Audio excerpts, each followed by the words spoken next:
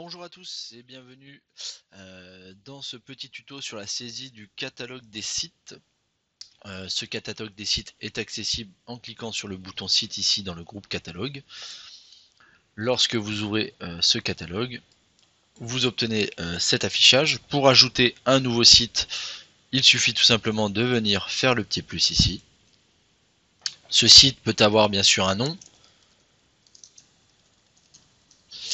Il va être soit dans un département français, en outre-mer ou sur un site étranger. Si vous ne faites par exemple que du calcul de déperdition et d'apport, vous pouvez avoir un site étranger. Si vous faites plutôt du calcul réglementaire, on pourra rester sur un département français par exemple.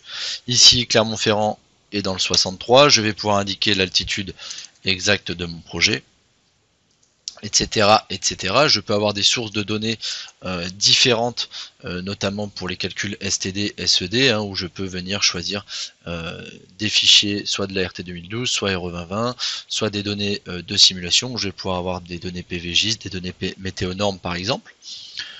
Un onglet complément ici, sur lequel je vais pouvoir vraiment gérer la latitude, la longitude, la distance à la mer, la vitesse du vent, etc. De mon site. Et enfin, des données de calcul par rapport à ce site, pardon. Notamment pour le calcul HRAE, je peux choisir les différents mois sur lesquels je souhaite faire le calcul et j'ai des résultats de température issus de mon site.